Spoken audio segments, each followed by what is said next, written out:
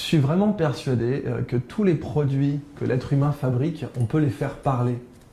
Vous savez, c'est un peu le côté Pixar, les personnages dans les dessins animés Pixar, par exemple dans Toy Story, ils ont une destinée, quoi. Un jouet, il est fait pour qu'on joue avec, et quand on joue pas avec, il n'est pas content.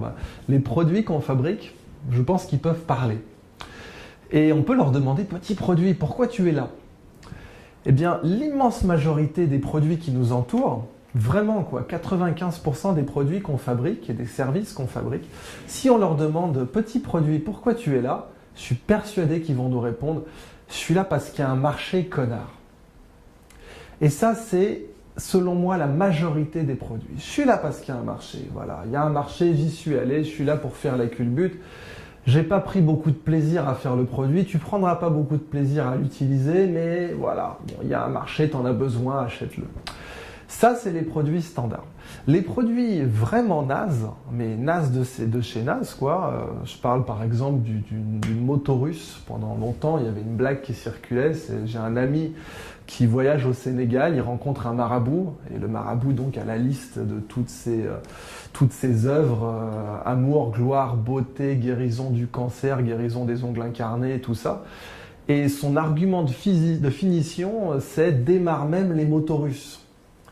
Ça en dit long sur les motos russes, et clairement il y a marcher sur l'eau et démarrer une moto russe. Ça, c'est le produit zéro. Le type qui a fait ce produit, a priori on lui demande pourquoi tu as fait ce produit, il va vous répondre parce que le camarade Staline me l'a demandé. Moi je voulais être vétérinaire au départ, mais bon, il m'a dit fais des motos, je fais des motos. Du coup, la personne va souffrir à le fabriquer, vous allez souffrir à l'acheter, à l'utiliser, ça c'est le produit zéro. Mais les produits d'exception, les produits vraiment géniaux, qui sont évidemment rares et pour lesquels les gens sont prêts à payer beaucoup plus que leur valeur rationnelle, eh bien, quand on leur demande pourquoi tu es là, petit produit, ils disent « je suis là parce que papa et maman s'aimaient très fort ». Ça paraît romantique, mais quand on les regarde, ces produits, on se rend vite compte que si on avait fait une étude de marché, jamais on n'aurait investi dedans. C'était le cas par exemple du PC, le Personal Computer. C'était une oxymore dans les années 70, ordinateur personnel. Quand vous étiez une boîte comme IBM par exemple, vous vendiez des machines à $1 million. L'idée que l'ordinateur, son avenir, soit une petite boîte qui tient sur un bureau, c'était complètement idiot. Et toutes les études de marché disaient que ça ne marcherait pas.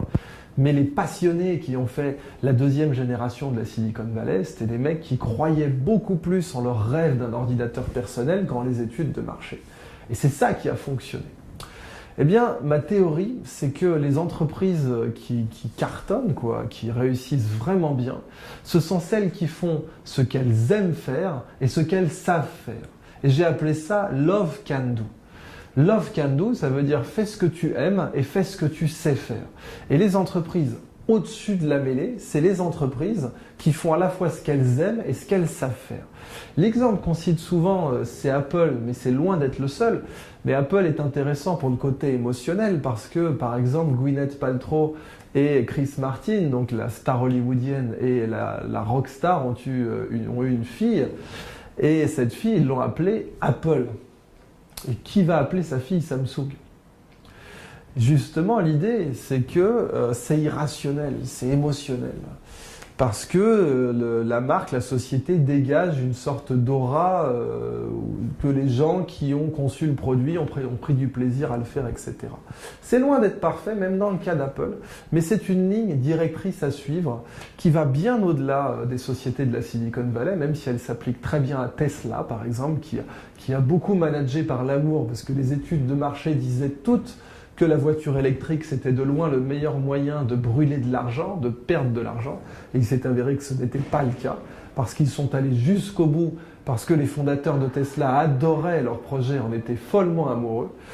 Eh bien, c'est valable aussi pour les frères Wright, qui sont cités par ce génie du management qui est Simon Sinek, qui a fait un très beau TED où il décrit que les grands leaders lead en parlant du why, en disant aux gens pourquoi ils travaillent plutôt que ce qu'ils font. Ça déjà, Saint-Exupéry en avait très bien parlé aussi, quand il disait si vous voulez construire un bateau, ne parlez pas de l'art de faire des planches, ne parlez pas de la construction navale, mais parlez de l'immensité des océans. Les frères Wright, c'était exactement ça.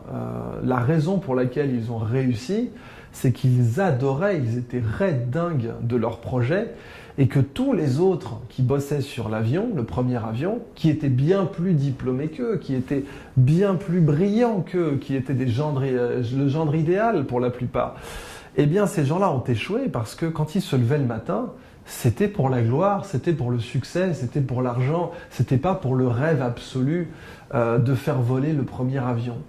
Et donc leur motivation était différente.